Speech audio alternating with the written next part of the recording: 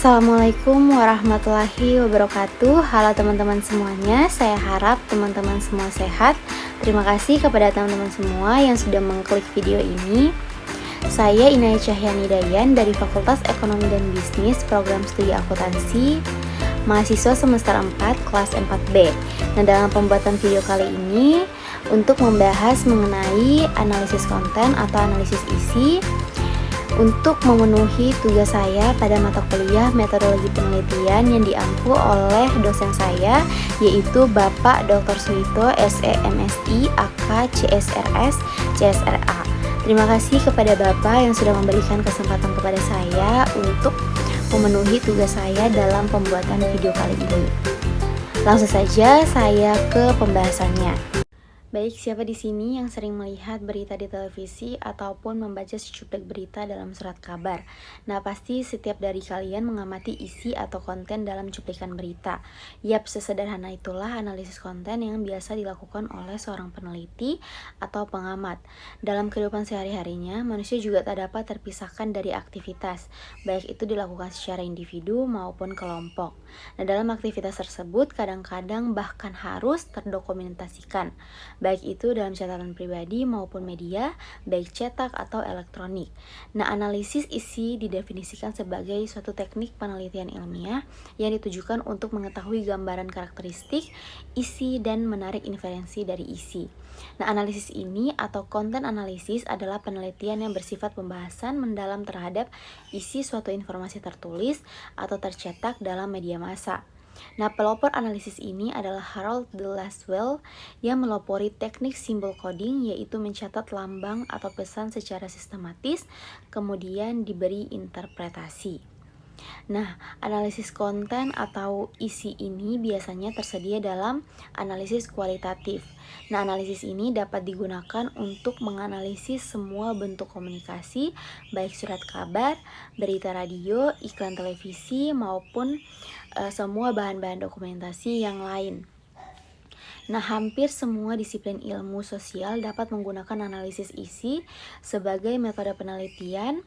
Holsti menunjukkan 3 bidang yang banyak mempergunakan analisis isi.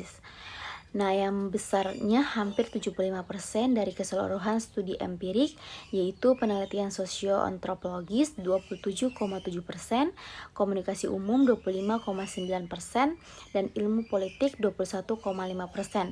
Nah, contoh analisis isi adalah misalnya kita ingin mengetahui apakah lagu-lagu Indonesia sekarang ini lebih berorientasi pada kritik sosial daripada cinta. Apakah novel masa kini kebanyakan berpusat pada kehidupan konsumerisme? Apakah pidato tokoh politik tertentu cenderung menggunakan kata-kata yang abstrak dan sloganistis dan sebagainya? Nah, pastinya kalian tentu penasaran dengan analisis konten atau isi khususnya dalam penelitian.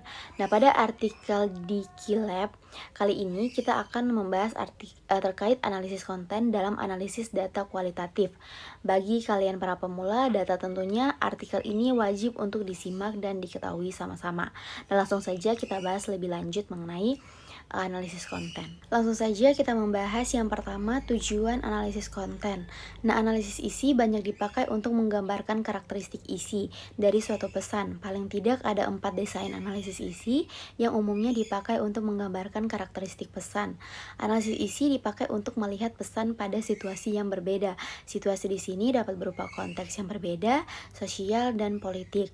Nah, analisis isi dipakai untuk melihat pesan pada khalayak yang berbeda. Khalayak di sini merujuk pada pembaca, pendengar, atau pemirsa media yang berbeda. Nah, analisis isi dipakai untuk melihat pesan dari komunikator yang berbeda. Analisis isi tidak hanya dapat dipakai untuk melihat gambaran suatu pesan, analisis isi juga dapat digunakan untuk menarik kesimpulan penyebab dari suatu pesan. Nah, dalam analisis isi yang menjadi fokus di sini tidak deskripsi dari pesan, tetapi menjawab pertanyaan mengapa pesan atau isi muncul dalam bentuk tertentu. Nah, kemudian syarat penggunaan analisis konten. Ada beberapa syarat-syarat dalam penggunaan analisis konten yang tentunya harus diperhatikan, yakni data yang tersedia sebagian besar terdiri dari bahan-bahan yang terdokumentasi seperti buku, surat kabar, pita rekaman, naskah, atau manuskrip. Nah, kemudian ada keterangan pelengkap atau kerangka teori tertentu yang menerangkan tentang dan sebagai metode pendekatan terhadap data tersebut. Nah, peneliti mempunyai kemampuan teknis untuk mengelola bahan-bahan atau data-data yang dikumpulkannya, karena sebagian dokumentasi tersebut bersifat sangat khas atau spesifik. Kemudian, contoh dari analisis konten. Nah, terdapat contoh analisis isi atau konten analisis yang dilakukan pada film nasional. Misalnya, nanti kita cerita tentang hari ini atau NKCTHI. Nah, dapat disimpulkan, film sebagai sebuah medium dapat digunakan untuk menyampaikan sebuah pesan tentang peran seorang laki-laki atau sebagai suami sekaligus seorang ayah dalam sebuah keluarga. Nah, proses pembacaan teks dalam sebuah film di mana segenap khazanah memori kita terlibat dalam dan akan menjadi landasan, meliputi berbagai bahan bacaan lain dari berbagai sumber, akan menjadi wawasan, pengalaman, dan juga sistem nilai masyarakat yang sudah terbentuk dalam diri kita, akan turut menjadi sandaran penilaian terhadap sebuah film.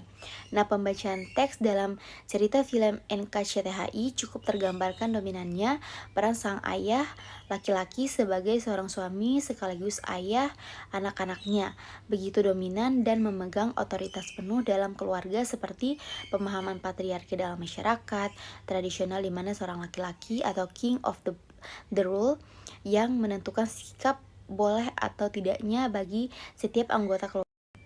Namun sesuai perkembangan baik secara teknologi dan peradaban manusia saat ini, pandangan patriarki menurut KBBI atau Kamus Besar Bahasa Indonesia sebagai perilaku mengutamakan laki-laki daripada perempuan dalam masyarakat atau kelompok sosial tertentu.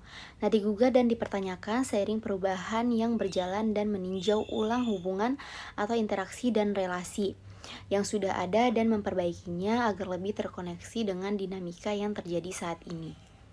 Selanjutnya ada beberapa pembedaan antara analisis isi dengan metode penelitian yang lain.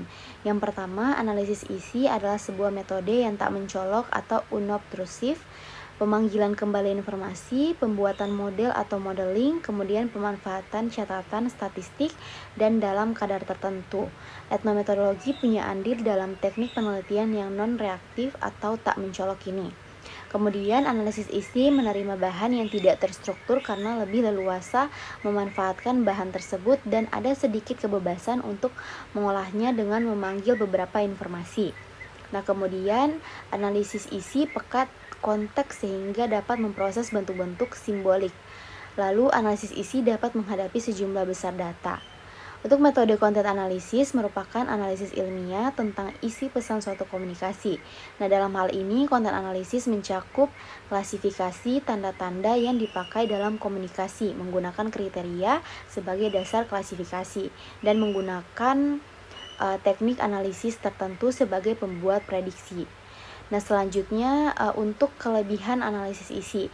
Nah, untuk kelebihan analisis isi tidak dipakainya manusia sebagai objek penelitian sehingga analisis isi biasanya bersifat non-reaktif karena tidak ada orang yang diwawancarai, diminta mengisi kuesioner ataupun yang diminta datang ke laboratorium. Kemudian biaya yang dikeluarkan lebih murah dibandingkan dengan metode penelitian yang lain dan sumber data mudah diperoleh, misal di perpustakaan umum. Lalu, analisis isi dapat digunakan ketika penelitian survei tidak dapat dilakukan. Nah, kemudian untuk kekurangan analisis isi sendiri, kesulitan untuk sumber data yang memuat pesan-pesan yang relevan dengan permasalahan penelitian. Nah, dan analisis isi tidak dapat dipakai untuk menguji hubungan antara variabel, tidak dapat melihat sebab akibat, hanya dapat menerima kecenderungan atau harus dikombinasikan dengan metode penelitian lain jika ingin menunjukkan hubungan sebab akibat. Nah, selanjutnya untuk pembuatan alat ukur atau kategori yang akan digunakan untuk analisis didasarkan pada rumusan masalah atau pertanyaan penelitian dan acuan tertentu, misalnya kategori tinggi, sedang, rendah, dengan indikator-indikator yang bersifat terukur. Kemudian pengumpulan atau coding data dilakukan dengan menggunakan lembar pengkodean atau coding sheet yang sudah dipersiapkan. Setelah semua data diproses, kemudian diinterpretasikan maknanya. Prosedur dasar pembuatan rancangan penelitian dan pelaksanaan studi analisis isi terdiri atas 6 tahapan langkah, yaitu yang pertama, merumuskan pertanyaan penelitian dan hipotesisnya. Kemudian yang kedua, melakukan sampling terhadap sumber-sumber data yang telah dipilih. Yang ketiga, pembuatan kategori yang dipergunakan dalam analisis. Kemudian yang keempat, pendekatan suatu sampel dokumen yang telah dipilih dan melakukan pengkodean. Yang kelima, pembuatan skala dan item berdasarkan kriteria tertentu untuk pengumpulan data. Dan yang keenam, interpretasi atau penafsiran data yang diperoleh. Nah, urutan langkah tersebut harus tertib, tidak boleh dilompati atau dibalik. Langkah sebelumnya merupakan prasyarat untuk menentukan langkah berikutnya. Nah, permulaan penelitian itu adalah adanya rumusan masalah atau pertanyaan penelitian yang dinyatakan secara jelas, eksplisit dan mengarah serta dapat diukur dan untuk dijawab dengan usaha penelitian. Nah, untuk lebih lanjut memahami prosedur penelitian analisis isi, Krippendorff memberikan gambaran mengenai tahapan-tahapan yang ada di dalam penelitian ini.